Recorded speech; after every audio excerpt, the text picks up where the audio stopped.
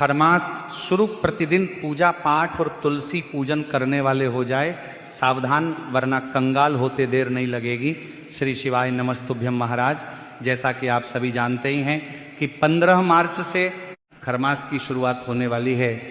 ऐसे में भक्तों, खरमास शुरू होते ही प्रतिदिन की जो पूजा होती है इसके नियमों में बदलाव हो जाता है। इसी के साथ महाराज खरमास का जो सबसे अधिक प्रभाव है वह तुलसी पूजा पर पड़ता है, क्योंकि खरमास में माँ तुलसी को जो भी वस्तुएं अर्पित की जाती हैं वह सभी बदल जाती हैं, साथ ही माँ तुलसी की पूजा विधि भी बदल जाती है।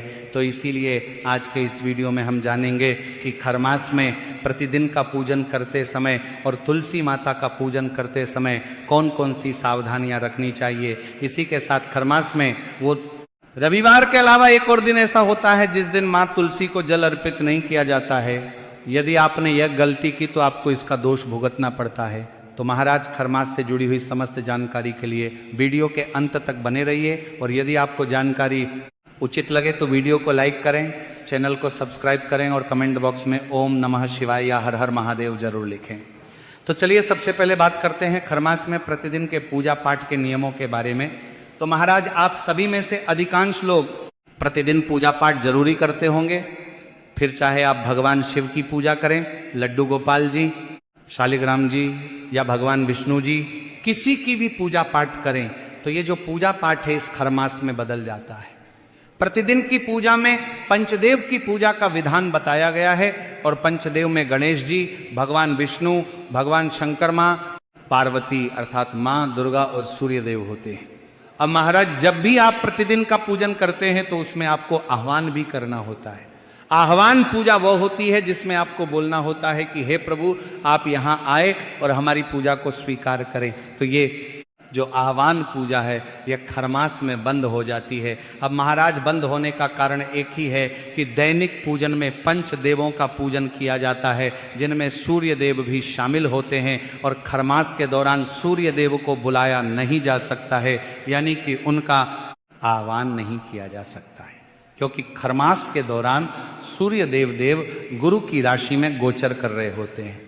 यानी कि इस समय सूर्य देव बृहस्पति के घर में विराजमान होते हैं, और देव गुरु बृहस्पति के घर में होने के कारण सूर्य देव उनकी सेवा में लगे होते हैं।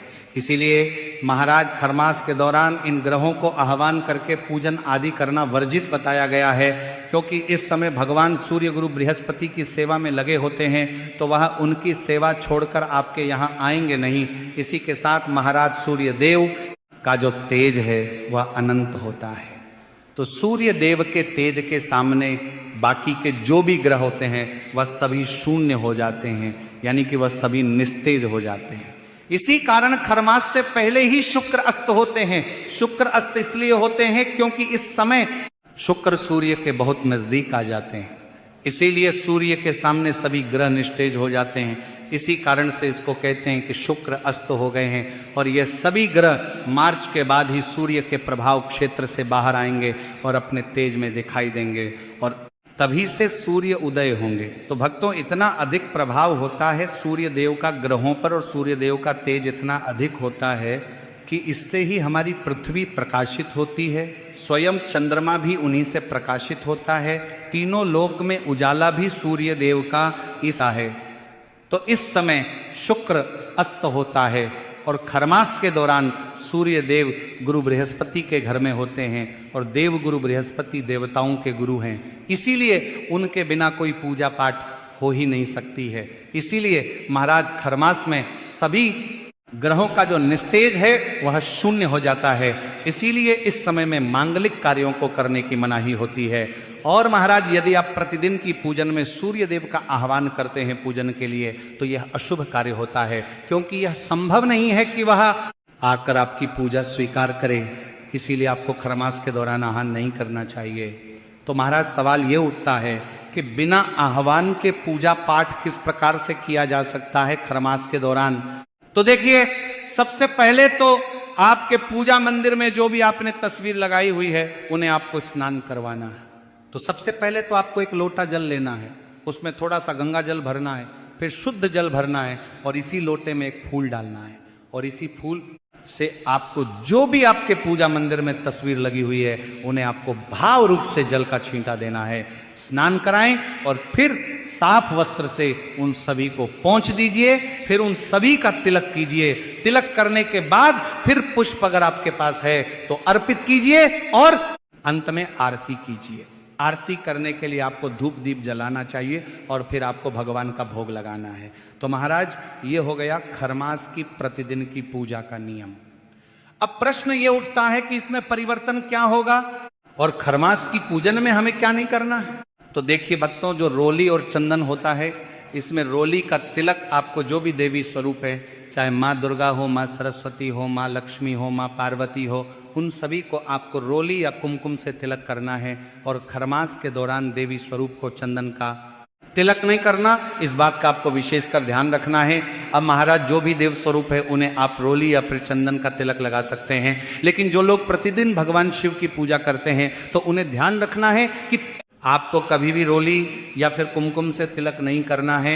उनको आपको मात्र सादे चंदन से ही तिलक करना चाहिए। चंदन आप कोई सा भी उपयोग कर सकते हैं, लकड़ी वाला या पाउडर के रूप में या सूखा चंदन या गीला चंदन, लेकिन आपको चंदन का प्रयोग ही करना है।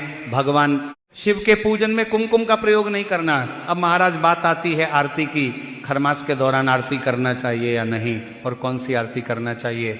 तो देखिए महाराज, यदि आपके पूजा मंदिर में लड्डू गोपाल जी हैं, माँ दुर्गा है, माँ लक्ष्मी की प्रतिमा है, भगवान श्री राम जी हैं, हनुमान जी हैं, शिव जी हैं, गणेश जी हैं, यानी कि सभी देवी देवता हैं, तो फिर आप ओम जय जगदीश हरे ये आरती भी गा सकते हैं। फिर चाहे आप कृष्ण जी की आरती उतारे, राम जी की आरती उतारे, हनुमान जी की आरती उतारे, तो आप ओम जय जगदीश हरे आरती गा सकते हैं। और यदि आपके पास समय थोड़ा अधिक रहता है तो आप गणेश जी की आरती करके फिर ओम जय जगदीश हरे आरती गा सकते हैं। अब देखिए, आरती आप सुबह के पूजन में भी कर सकते हैं और शाम के पूजन में भी आरती गा सकते हैं।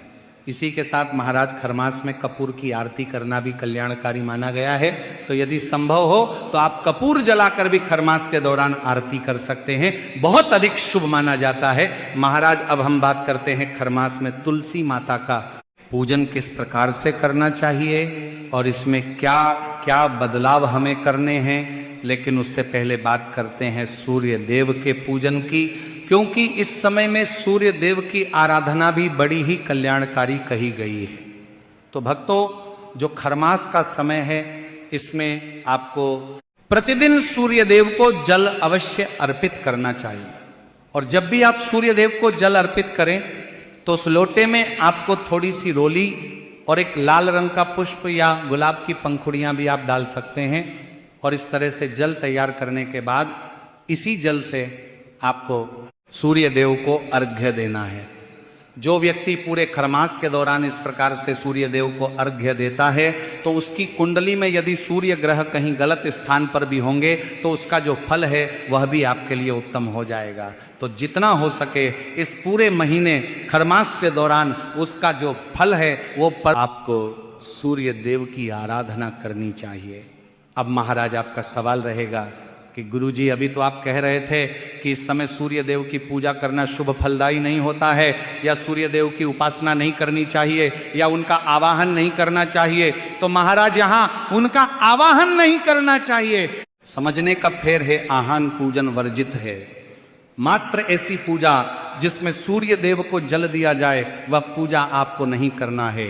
जल देना, सूर्य के मंत्रों का जाप करना, इससे तो सूर्य का तेज बढ़ता है और जब आप किसी का तेज बढ़ा रहे हैं तो वह प्रसन्न होंगे और वह आपको मनचाही इच्छा प्रदान करेंगे।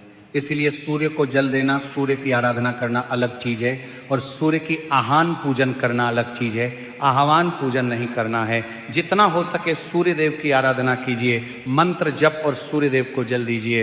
इन दिनों में सूर्य स्त्रोत सुनने का भी फल उत्तम कहा गया है, इसीलिए सूर्य की आराधना में उनके पाठ और स्त्रोत भी आप सुन सकते हैं। नवग्रहों में सूर्य देव राजा हैं तो राजा जो है उनके मुख पर तेज है। यदि आप चाहते हैं कि आपका ओरा बुलंद हो, आपकी पहचान बने, समाज में आपकी इज्जत हो, प्रतिष्ठा बने, जहाँ जाए वहाँ लोग आपको पूछे, व्यक्तित्व प्रभावशाली हो, तो इसके लिए सूर्य की आराधना अवश्य करनी चाहिए। और ये खरमास का समय इसके लिए सर्वोत्तम है। इसका लाभ लीजिए, अपने सूर्य को बलिष्ठ कीजिए और समाज में अपना प्रभुत्व दिखाइए। अब बात करते हैं तुलसी पूजन की। तुलसी पूजन में खरमास में कौन कौन से बड़े बदलाव आ जाते हैं, बात करते हैं। पर से वह कार्य है जो आपको खरमास के दौरान नहीं करने हैं, साथ ही कौन सी वह वस्तुएं हैं जो आपको माता तुलसी के पूजन में खरमास के दौरान समर्पित नहीं करनी है, क्योंकि तुलसी पूजन आप सभी अपने घरों में जरूर करते हैं। तुलसी पूजन ऐसा पूजन है जो सनातन धर्म को मानने वाले लगभग सभी घरों में किया जाता है। और खरमास एक ऐसा महीना है जिसमें तुलसी पूजा में बदलाव आ जाता है। तो देखिए भक्तों, एक तो अभी गर्मियों का समय आरंभ हो चुका है, यानी कि भारत के सभी प्रांतों में लगभग गर्मियों का मौसम लग चुका है। तो महाराज इस मौसम में आपको तुलसी माता को जल थोड़ी अधिक मात्रा में देना चाहिए, लेकिन बहुत अधिक मात्रा भी जल की नहीं होनी चाहिए, क्योंकि यदि घर में जितने सदस्य हैं, यदि सभी सदस्य एक एक लोटा जल प्रतिदिन तुलसी माता को समर्पित करेंगे तो इससे तुलसी माता की जो जड़ें हैं वह गलने लगेगी। इसीलिए जल की मात्रा आपको बढ़ानी है, लेकिन 1 से 2 लोटे ही आपको जल देना है। और खरमास 15 मार्च से शुरू होगा, जो कि 14 अप्रैल को समाप्त होगा। तो इसमें आपको किसी भी दिन तुलसी माता को एक लाल रंग का कपड़ा या लाल रंग की चुनरी अवश्य ही उड़ाना चाहिए। ऐसा करना बहुत ही शुभ माना जाता है और इससे आपको भगवान विष्णु माता लक्ष्मी का आशीर्वाद भी प्राप्त होता है। अब महाराज, यदि आपके घर में तुलसी जी गमले में हैं तो उस गमले को आपको प्रतिदिन छांव में भी अवश्य रखना चाहिए, यानी कि ऐसे स्थान पर रखिए जहां पर सूर्य का प्रकाश सीधे तुलसी जी के पौधे पर बहुत अधिक मात्रा में न आए, और तुलसी जी के गमले को कभी भी दक्षिण कोने में नहीं रखना चाहिए। इसका भी आपको ध्यान रखना है। अब महाराज, बात करते हैं कि तुलसी पूजन में आपको खरमास के दौरान कौन कौन सी सावधानियां बरतनी चाहिए। तो महाराज, सबसे पहले तो आपको सुबह उठना है, स्नान आदि करना है। फिर आपको प्रतिदिन जिस तरह से आप तुलसी जी में जल अर्पित करते हैं उसी तरह से आपको जल अर्पित करना है, लेकिन कुछ चीजें आपको बदलना है। तुलसी जी को जो आप प्रतिदिन रोली या कुमकुम से तिलक करते हैं वह आपको इस खरमास के दौरान नहीं करना है। तो खरमास के दौरान आपको तुलसी माता को रोली या कुमकुम से तिलक नहीं करना है, बल्कि चंदन से तिलक करना है। अब महाराज, इसी के साथ में आप सभी जानते ही हैं कि तुलसी जी का श्रृंगार करना कितना अधिक शुभ माना जाता है, यानी कि उन्हें श्रृंगार की सामग्रियां अर्पित करना कितना अधिक शुभ होता है। लेकिन आपको इस खरमास के दौरान तुलसी माता को श्रृंगार की सामग्रियां अर्पित नहीं करनी है। चाहे खरमास में एकादशी हो या पूर्णिमा हो, कोई भी तिथि हो, उसमें आपको खरमास के दौरान तुलसी माता को श्रृंगार की सामग्री अर्पित नहीं करनी है। तो खरमास में इस बात का भी आपको विशेष ध्यान रखना है। तीसरी बड़ी बात यह है कि पूरे खरमास भगवान विष्णु के साथ माता तुलसी का पूजन नहीं होगा। भगवान विष्णु और माता तुलसी का एक साथ जो हम पूजन करते हैं, तो भगवान विष्णु को ये तुलसी माता के साथ विराजमान नहीं करना है। पूरे खरमास के लिए प्रश्न आता है। हमारी माताओं बहनों ने पूछा कि पंडित जी, हमने तो उसी गमले में शालिग्राम जी विराजमान कर रखे हैं जिसमें तुलसी जी हैं, तो उनको वहां से अभी कुछ समय के लिए अपने मंदिर में विराजमान कीजिए। शालिग्राम जी को तुलसी माता के गमले से हटा दीजिए, दोनों की पूजा कीजिए, लेकिन एक साथ न करें। खरमास में 30 दिनों की बात है। अब बात आती है कि खरमास कब शुरू होगा और कब समाप्त होगा। तो महाराज, खरमास की शुरुआत 15 मार्च से होने वाली है और ये 14 अप्रैल को समाप्त होगा। 15 मार्च को जब मीन की संक्रांति होगी, सूर्यदेव मीन राशि में प्रवेश करेंगे तो खरमास शुरू होगा। और जब मेष की संक्रांति होगी 14 अप्रैल को, सूर्यदेव जब मेष में प्रवेश करेंगे मीन राशि से निकल के, तो यह खरमास समाप्त हो जाएगा।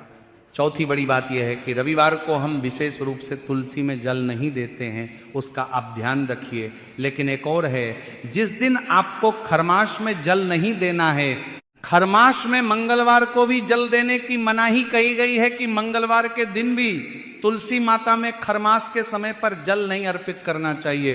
तो इसका आप ध्यान रखिएगा। बाकी दिनों में जल देने के जो नियम है वह उसी प्रकार से रहेंगे। और दीपक भी आप प्रतिदिन तुलसी के वहां लगा सकते हैं। केवल रविवार के दिन आपको तुलसी जी को स्पर्श नहीं करना है और एकादशी और द्वादशी पर भी आपको ना स्पर्श करना है और ना ही तुलसी दल तोड़ना है। ऐसा करने से भयंकर दोष लगता है। तो यह थी खरमास से जुड़ी हुई संपूर्ण जानकारी। यदि आपको वीडियो से जुड़ी हुई जानकारी अच्छी लगी हो तो वीडियो को लाइक करें और चैनल को सब्सक्राइब जरूर करें। धन्यवाद।